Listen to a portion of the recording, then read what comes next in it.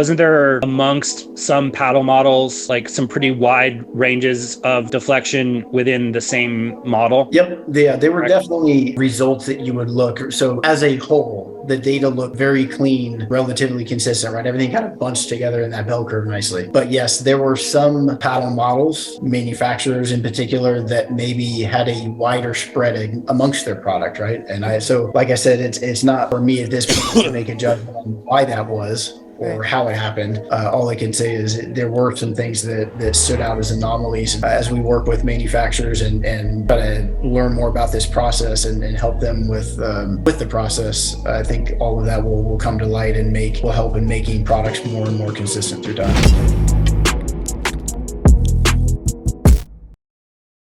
Just comes to show his immaturity and just how soft he is. I tried to speed up at him.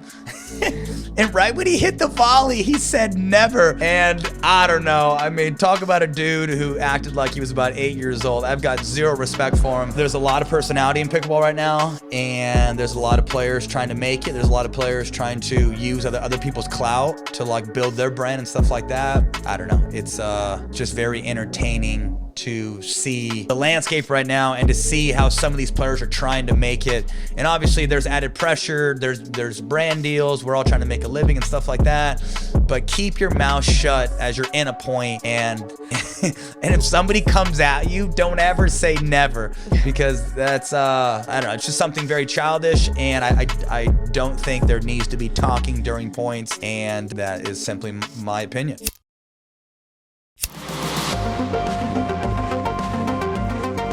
What's going on? My name is Tyson McGuffin. Welcome to the McGuffin Show. It's a beautiful day at the McGuffin's house. The kids are crying. Just got back from Newport Beach. Had a beautiful time. Always love me some Newport Beach, whether it's January or it's June. It's always 75, blowing 5 miles an hour. And I always have a lot of support in Newport Beach, I'll tell you what. Crowd was going crazy. Anyhow, got a couple legends here with me. Got my guy, Brooks Wiley, commissioner of MLP, co-founder of Duper. Then also Curtis Cruz, who's the managing partner and lead engineer for Pickle Pro Labs. Also advisor for paddle testing. Gentlemen, how we doing? Doing well, thanks. Hey. So Brooks, you are located in Austin, is that correct? That is correct, Okay. yes. And then Curtis, where are you located at? I'm a little bit further east in Baton Rouge, Louisiana. Baton Rouge, Louisiana. Okay. Haven't been there. Okay, man, I haven't been there either. So are we getting geared up for San Clemente coming up here? Yeah, we are. I was did a site visit about a couple of weeks ago. I think we have some other of our staff, the people building stands and scoreboards and all that stuff going in today and tomorrow, continuing to do that. Cool. Like you said, San Clemente, 10 minutes down the road from Newport, is incredibly beautiful. One of the most iconic tours or stops on the pickleball tours. Can't wait to get back there. No, for sure. I mean, I love Newport Beach, but I grew up in a small town in central Washington called Lake Chelan of about 15,000 people. And I love Newport Beach, but San Clemente's a little smaller, feels a bit more at home. And if you guys get a chance, go to Nick's. Nick's is right downtown. It's like an American restaurant. They also have a Mexican Nick's that's also great. Probably not as good as the American one, but yeah, Nick's is like right on the main Ave there downtown. And at the Lifetime facility there, it does not get better. That facility is like up on a hill, overlooks San Clemente. I think it used to be like an old tennis club. Anyhow, San Clemente, Lifetime, MLP, let's do it. And it's going to be in June, sunny. The weather's going to be out. New York Hustlers are going to take the dub. You know it. You know it. It's our time. Okay, it's more than our time. Perfect timing, too. Wifey, what do you got for these guys here? Oh, gosh. Well, gosh, I know that there's lots going on with paddle testing and all the different issues and controversies and all this sort of thing. And I know you guys kind of took a fresh approach to figuring this out or trying to figure this out. And some stuff was implemented in Daytona. I know, Tyson, you got your paddles tested, as all the pros did, I'm pretty sure. So maybe you guys can just kind of cover that for us.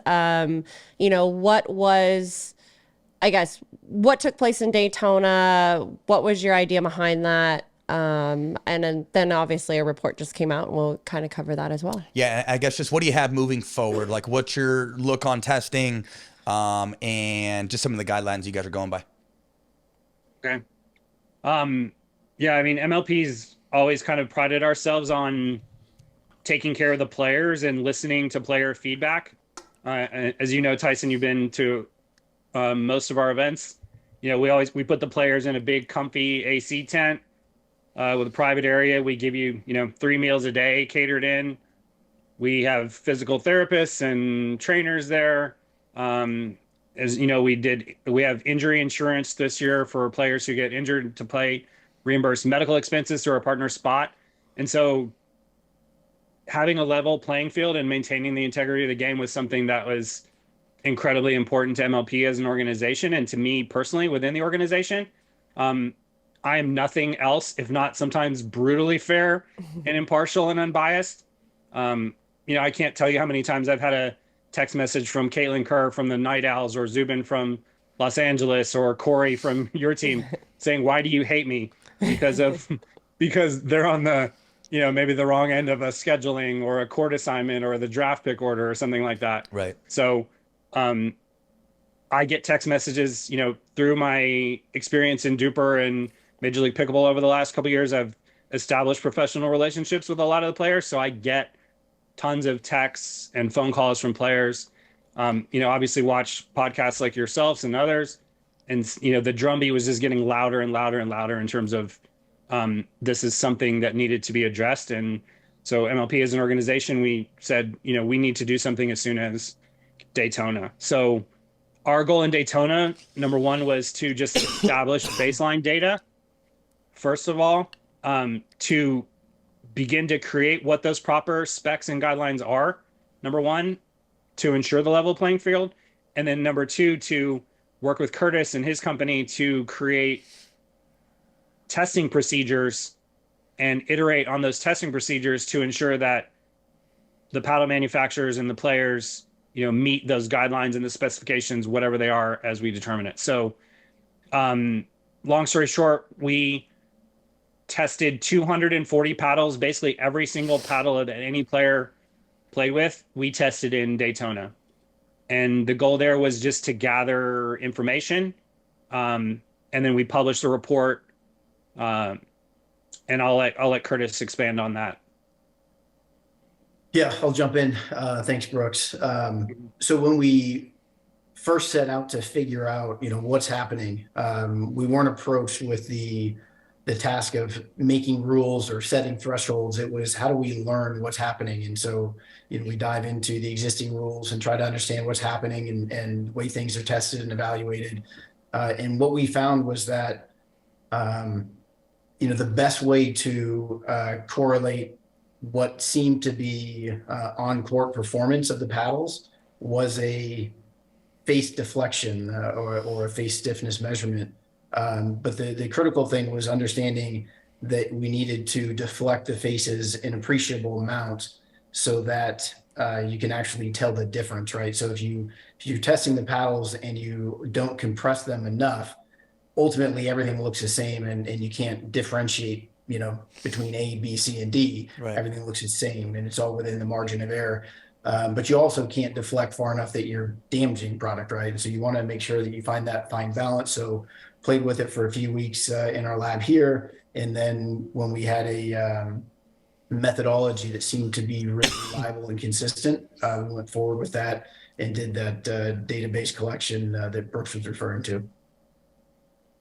Okay, so to elaborate that, so you guys obviously we know, like there's a paddle standard for USA Pickleball, right? So, we kind of just dove into that a little bit more in depth about what paddle manufacturers have to go through. Even in the get-go, they come up with the technology, they send it in, they get approval, then maybe they start mass producing. And now we're talking about on a small end to where the pros start playing with the product, and then how do we determine that it is what was the first initial pass in a lab. So did you guys start with those standards as far as kind of just understanding what should be out there and what's kind of expected to be out there? I guess kind of, so touch on that? I'll let Brooks jump in as well. But when I looked at it more, certainly we understand and appreciate the standards as they're written and the requirements as they're written. Sure. But they are what they are, and the products on the market are what they are as well. And so for us and for me, it was more about looking at things as they currently are and seeing if we have a independent and justifiable way to evaluate the product. And so while we're certainly informed by what's already been done, we try to look at it a little bit from a fresh perspective to say, all right, if we're not bound by these certain requirements, what is then the best way to look at the product? And that's where we came up with the face deflection. And certainly not something we invented, right? It's not a novel concept. Sure. It's just something that we had a lot of experience with, and felt like it was a really good fit for this application as well. Gotcha. Curtis, can you explain a little bit also about like why you chose the testing method again, and how you feel that is more closely correlated with like dynamic testing, or the actual force that the players play with? Yep, that's a good point. So the easiest way to explain that maybe is to talk about that next step, right? Ultimately, what we're getting into and what is in the process right now is moving to a true lab-based dynamic test where you're actually going to measure the performance of the paddle based on an impact with the ball. And it's going to be much more similar to what you currently see in baseball and softball, where you're looking at a coefficient of restitution of the paddle itself. You back out the ball properties, and you're able to very consistently and accurately determine the performance level. So while we're a few months away from having that test equipment fully finished and operational, we know from experience in those other sports, baseball, softball, golf, other areas where you're using striking implements and balls, we know that the deflection of the face or of your impacting surface is directly correlated to, and oftentimes the driving and most important factor in performance of the paddle itself or of the product itself. So for us, that was the most obvious way to look at things, was to say, all right, based on the weight of these paddles and the geometry and the way everything works from a static standpoint, the stiffness of that face and the deflection under load is going to be the most critical factor. And so then the question is, how far do you deflect? And ultimately, we'd love to make sure that the amount of deflection that we're doing in the lab or on site is correlated with what actually happens in play, right? Because you don't want to just do some tiny amount that's irrelevant to what happens on the field or on the court, but you also don't want to compress it to some ridiculous level that's irrelevant to what's really happening. And so that's why when we look at, for example, a 5,000th depth, that seems a little bit too low. But if you go to a half-inch compression, that's ridiculous, right? That tends to be thicker than the thickness of the paddle itself, right? So we need to do some reasonable amount that would be justifiable from a ultimate load standpoint, and kind of based on what seems rational and reasonable based on the forces we see. So you're talking to, so I guess from my understanding there, so are you talking about a set of tests that you'll do in a lab and then also a set of tests that you can do on site? Is it different? Do you just kind of associate the two? Can you elaborate on that a little bit?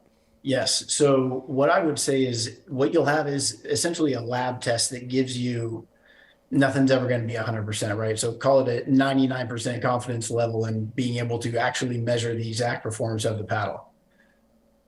Unless you're going to bring that dynamic system on site and spend too much time and money testing every paddle, what you need is a way to quickly correlate the performance of a paddle with those lab-based tests. Got it. And what we've seen in many other areas is that the deflection and the stiffness of that face is going to be directly proportional to that paddle performance. And so what we know is that based on the research and the study and the correlations that we draw, we're able to understand exactly what the on-site measurements are and how they tie back to the actual ultimate performance. So kind of what we're talking about is, if you guys go and build a paddle library, you go buy every manufacturer paddle, you guys create this lab test environment, you have these specific numbers to look at, then what the pro players are bringing to an MLP event, showing up with that day, you are comparing to what it, I guess, is supposed to be mainstream? Yep. That's a very reasonable way, right? There's always going to be nuanced details in there, Right. but what you said is exactly the intention and what we would expect would play out. Okay. And I think part of this also is that as when we published this report, we took the average of the deflection force of all the paddles, and then we took, I think it was like 2 standard deviations outside, which are 30%, as kind of what we expect the guideline to be. And there were 6 paddles that were outliers on that. When we do, after we do dynamic testing, we'll learn a lot more about what that correlation could be. It could be, there might be 10 or 15 or 20 paddles that fall outside of what we think the guidelines are. And I think our aim in all of this is to work with, get feedback from players. Ben alluded to this in his podcast, whether it's you take a paddle that out of the box is kind of poppy, and you say, like, we work with the players, we work with the PPA, USA Pickleball, all of our stakeholders, and determine, like, what is the range or what is the meta of pickleball that we want. Right. Mm-hmm. Right. For sure. We obviously know we don't want 3 years ago Z5 level playing, right? We don't want that. We obviously also don't want a player hitting a ball so fast that somebody can't counter it. So it's trying to use that dynamic testing to find, like, what the sweet spot is for both the deflection, which results in, or the speed at which the ball comes off the paddle ultimately, and then the spin as well. So would you say? So it's. Oh, go ahead. Sorry. Yeah. No, it's okay. Go ahead. Would you say it's safe to say that that we're really in the data collection phase? Like, you guys are really trying to determine, one, what's out there, one, second, if the pros, what they're playing with is the same of what should be out there. And then it sounded like you guys are kind of comparing that to results to see, like, is there a direct correlation with, is it an issue? Is it not? Is that? Yeah, I think that's a fair way to look at it. Right now, we certainly have opinions and we're forming some strong ideas and we're seeing some clear trends. But until you've really done all that work, I certainly wouldn't recommend to Brooks or anyone else that they start trying to police this on a, getting the cart out in front of the horse, if you will, right? We want to make sure that we do things in a practical and in a logical manner. We collect the data, verify the data, make sure it's reproducible, right? All those things that you would do going through a scientific process, making sure that what we do is the right thing, because we know from experience in other areas, right? When you make those mistakes, sometimes they're very difficult to recover from. They injure the market. They pull people, they make people less interested in the sport, right? All the things that we're trying not to do. Sure. We just need to make sure we're careful and intentional with all the steps we take in setting the parameters. Absolutely. So could you dive into, I guess, the report now? Like, what was the testing done? What was reported? What were the findings, at least on this initial round or first go at it?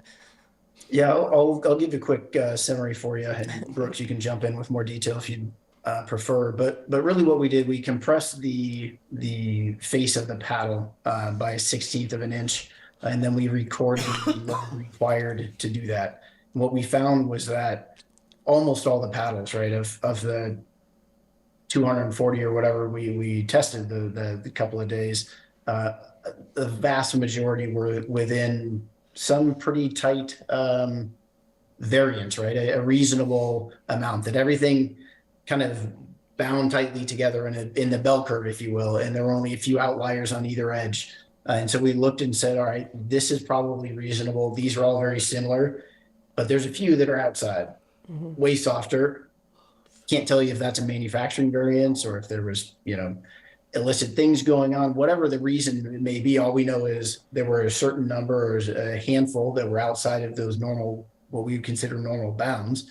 And so we say, for now, we feel like that's probably outside of what we would want to have in play. And then as we continue to go forward, we continue to look and make sure that the paddles in use are consistent with those averages, and making sure that nothing is really out of the ordinary or odd or concerning when we look at the data.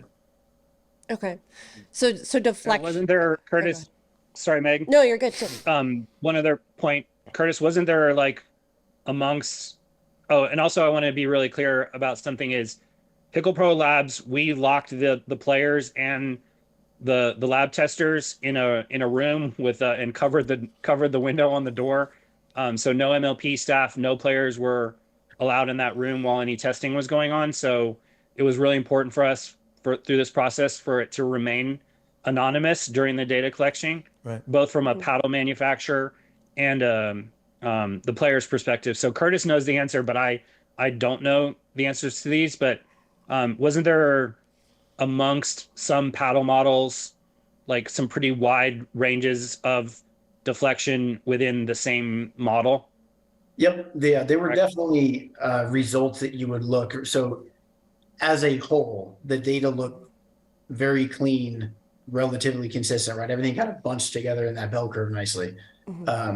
But yes, there were some paddle models, manufacturers in particular, that maybe had a wider spread amongst their product, right? And so like I said, it's not for me at this point to make a judgment on why that was or Right. how it happened.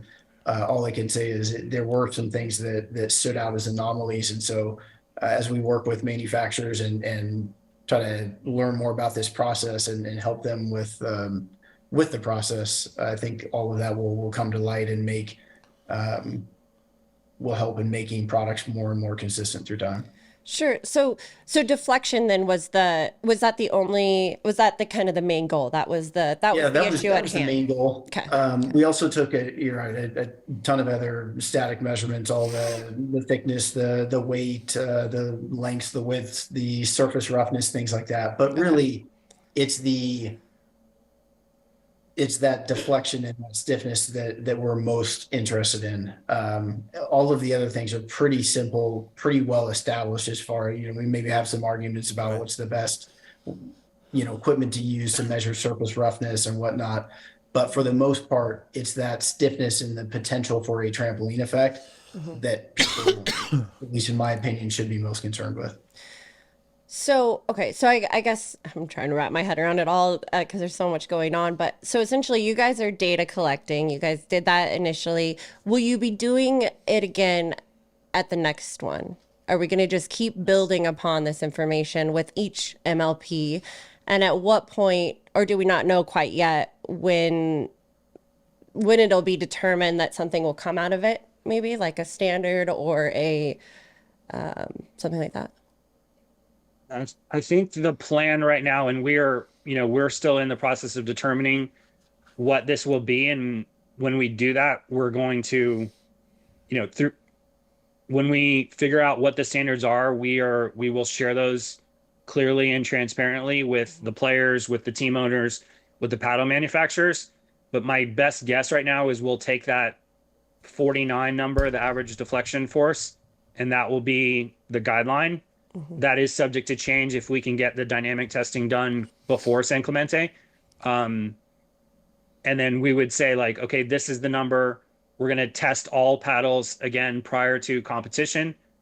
And then if a player's paddle is outside of that round, then we'll just say, we'll take that paddle out of play. Like it can't be used for the weekend. Okay. And then probably do a second set of testing for like every paddle that gets to the knockout rounds. That's my best guess of what our process is.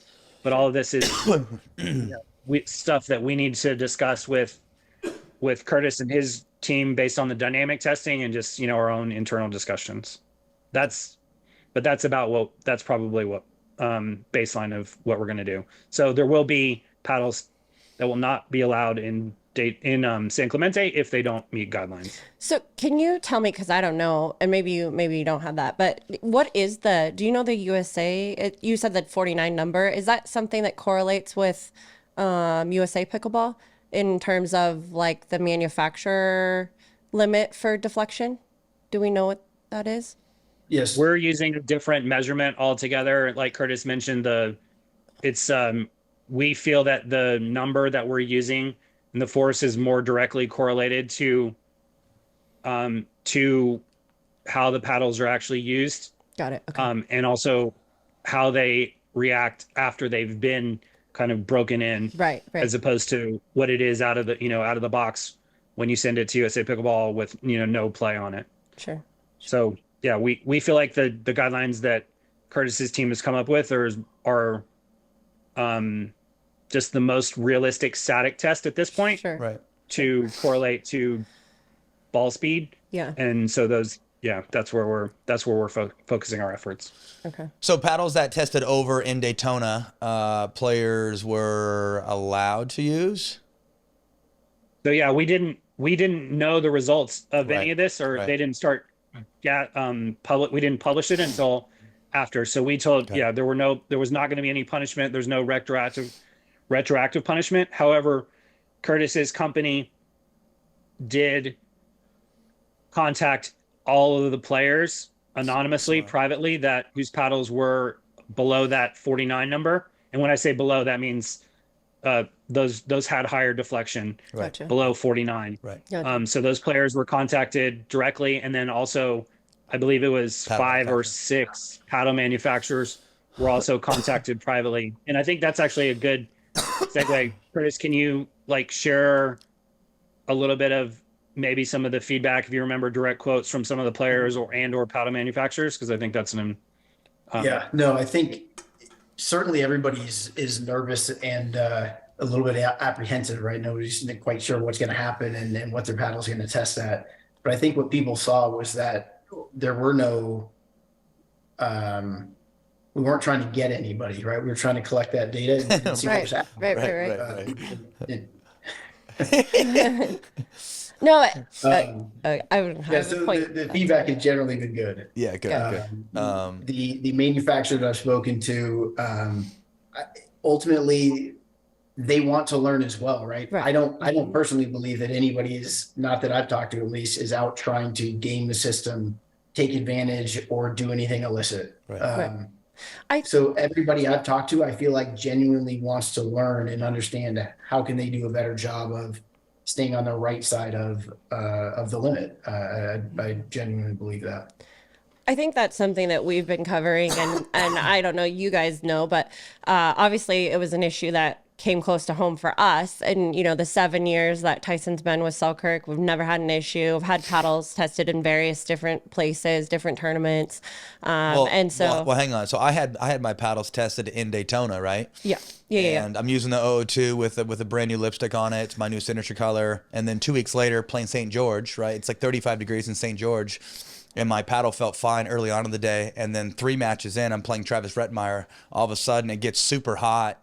And it starts sounding like a bazooka, and I could totally tell early on in game 2 that it was very well delaminated. So I ended up putting it down. And it's just funny, we were just talking to Carl about this as well. And I was playing somebody early on this year in January, and it was at the Masters in Palm Springs. And there wasn't a whole lot of education. There wasn't a whole lot of just insight behind paddles being delaminated or how they sounded. And I was playing somebody. I thought for the longest time I had the biggest serve on tour, right? The biggest forehand on tour, right? And I'm playing somebody. It's late at night. It's cold. Granted, the ball's flying. They're using a particular paddle. I'm not going to name who. Yeah. They were putting holes through us, and this person was able to really it was almost like he had strings on his paddle, and he was blowing me off the court with this serve and with this drive. And there was one play in particular where I hit a deep return, put him on his back foot. He's 3 feet behind the baseline. He hits a huge drive, and it damn near gives me a plastic tattoo in my chest. Right then and there, I knew there was something goofy. And anyhow, we've just come a long ways, right? And I don't know, the whole St. George thing, it was very strange because 2 weeks prior I had gotten my paddles tested by you guys, didn't get a phone call, paddles tested fine. Right. And I'd mentioned this before, I'm pretty sure it had to do with the weather conditions there in St. George. And, paddle felt fine early on. Wednesday morning, played 2 matches, and then I played Travis, and all of a sudden, it becomes fully delaminated. I ended up putting it down. Travis made a video out of it. And anyhow, I think it's all good for the sport. We're all getting educated. Now we have a general idea of the sound. And but it's just funny. I feel like from January to now, there's so many more resources and there's so much more education behind this space, you know? Absolutely. But I also think, so I guess for me, with it being close to home, and obviously Tyson never having an issue, and especially being a player of such integrity that's like, you know, for sure doesn't want, you know, and I think that's what most of the players want to know. You know, I think nobody, like you said, I don't think anybody's they just out want an equal to playing field, right? intentionally, you know, cheat and things like that. I don't think that's necessarily what we're getting at. Obviously, if a paddle is delaminated, and not all delamination results in a trampoline effect or an actual, you know, thing. So that's something to account for. But I think overall, especially this last event where we were at, there was actually some transparency. And I totally understand your guys' perspective when you're just gathering information and you're trying to figure out, really get a finger on the pulse and figure out what's going on before obviously releasing anything and that sort of thing. But I hope at the end of the day, and I felt like this is what happened this last weekend, we need to take some of the stigma off of failing the test. Don't be scared that you're going to fail the test. Don't be scared there's going to be some like crazy repercussion. I hope for players that they feel like this is just something we're getting a handle on, we're figuring it out, and it's okay. Like, you know, and this took place last weekend. There were paddles that were, you know, looking at it as a red, yellow, green, like your paddle's in yellow, you know, you play with it much longer, it could fail, you know, and letting those players know. And most all of those players put that paddle down and grabbed another one out and got the green light, you know. So I think getting to a place where we're comfortable, there isn't so much stigma and fear. And I think that's where the paddle manufacturers stand as well. Like they're producing thousands of paddles. They want product out there that's good. So I think, I don't know, I feel like the more that we all work together to get a handle on this and kind of take the stigma away, so the players aren't so scared about it and they're not scared of something ruining their reputation, and we understand that this is just, I mean, the sport's developing quickly, the competition's developing, all the paddle technology is going so fast, but that we can just all work together and get it figured out, and there's not so much of a negative connotation. Tell me this, gentlemen, what do you guys think about US Open's policy? Dun dun dun. pretty extreme, huh? Yeah, I mean, do you want to explain what that was? Yeah. Go ahead. So the policy essentially was that if you challenged a paddle and the paddle failed, or if the paddle passed, then you would be suspended from the US Open for a year. Vice versa, if your paddle was challenged and it failed, then you would be banned for a year. So I mean, I feel like it just discouraged. And I think there was some fines to ensure nobody does any compliance. I'll tell you what, that'll put the handcuffs on you pretty quick. Yeah. Especially when we don't understand it, right? I don't know. Yeah, Zane made a funny joke where he said, I think like somebody should be the sacrificial lamb and just take one of the not team. planning on playing next year and just challenge everybody's paddle and not really care what the result is. But yeah, no, I think obviously that procedure and rule probably resulted in 0 paddles getting tested. And I'm not sure if I don't want to speak for the US Open. Right. That was their intention. It was positive, but yeah, I haven't heard of any paddles that were tested or not tested. So definitely an interesting choice. Very much so.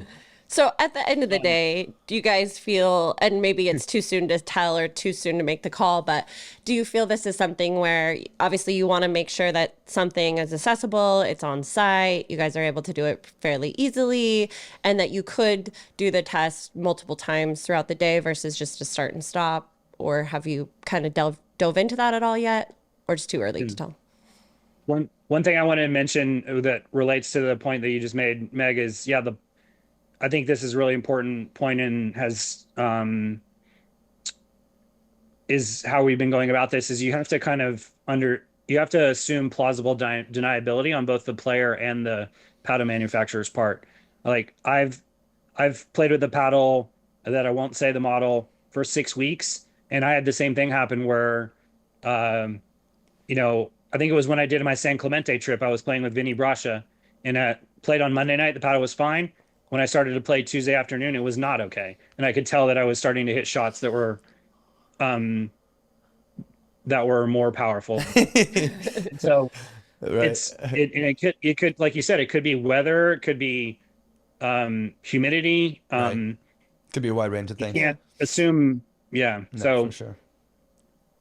that's one. Yeah. What was the next question, Meg? Is I think, yeah, this is just the start. We're all in the baby steps of where this is going to go. We all know it's important. We want to have a level playing field. As Curtis said, I think, both the players and the manufacturers all want this. So we're trying to do this in a super measured, super careful way, learn what we learn, come up with guidelines, iterate, and then also come up with repeatable processes and repeatable tests that we can do on site as fast as possible to ensure that everybody's playing with the same, under the same guidelines. That's what we all want. Yeah, I think my goal is to make sure that we've got a test methodology that is sufficient enough that it gives the league real flexibility in how the rules are written, right? Because one way to really crack down and try to govern performance is to write the strictest rules and restrict certain materials and require certain types of constructions and disallow others. But that's really difficult to do. You're constantly changing your rules and people are always trying to work around them. But if we do a good enough job of finding a way to truly measure performance, and then we have a way to monitor that through time through a simple way like the deflection testing, that allows real flexibility both on the rule writing side, also for the manufacturers when it comes to making different types of products. Because really the ultimate, I think, criteria is on field or on court performance. And so for us, that's what's most important, is making sure that we have a test that does that. And I think we're well on our way. We're happy with what we've done and what we've seen so far. Cool. Awesome. Let's talk about MLP real quick. Spectating is awesome. It's great for the players, just like how Brooks mentioned. I mean, the hospitality, we get 3 meals a day. The pros are taken care of. The team owners are, obviously it's a little different for each team, but our team ownership group, has been taking care of some travel expenses, covering our lodging, decking us out in gear, giving us some cool resources that has to do with some of the team owners. And anyhow, I mean, honestly, in the 2 events I've played this year, both my wife I can vouch, like it's been great. It's been electrifying. The fans are going crazy. The food is great. It's a whole different world. The energy is different. I mean, I don't know, like MLP, my very first year in 2021, it was great. But it's night and day from how it is now. I mean, now we're having true fans show up and like support teams. It's a true spectator event, and I don't know, the 2 events I've played this year, it's been awesome. So it's kind of a fun story about my wife. So we ended up, obviously making the finals there in Mesa.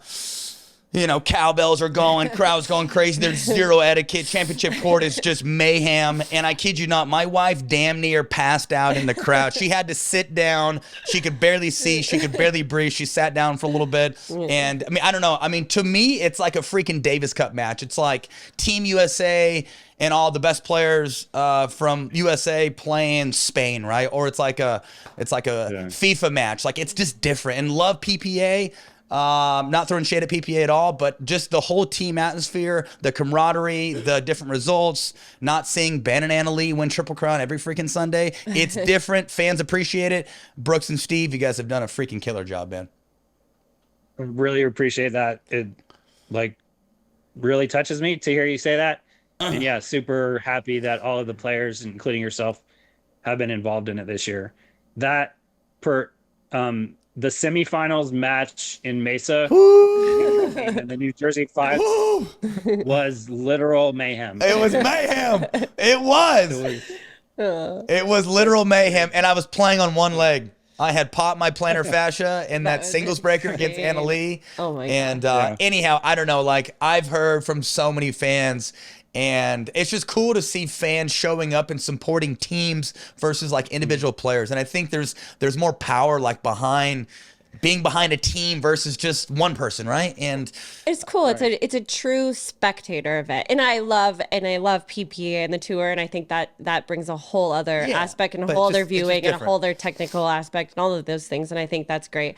And I think this is cool. Like, you can show up. I'm not playing. I'm not checking for my court. I'm not going, you know what I mean? I am there truly to spectate. Right, I'm for there sure. to cheer. I'm there to have an adult beverage if I want to. And it's a true drinking starts early and have some fun and talk some trash. True spectator event. I think it's going to create some real dedicated fans, and it's a whole different look to the sport. And players have to show a different set of dynamics. You know, they have different teammates. They get put in live situations where they have to figure things out. I mean, there's just so much to it. I think you guys have done a great job, and I think it's really cool. And I also highly appreciate, like, you guys are, like you said, you're very receptive to player, but in such a good way. Like you're surveying the players, you're taking things in, you're not making decisions on the spot, you're accounting for different things that are happening and popping up, and that's the beauty of it, right? The sport in general, we're figuring it out as we go. So to not do that would be such a disadvantage. But you guys have done a good job.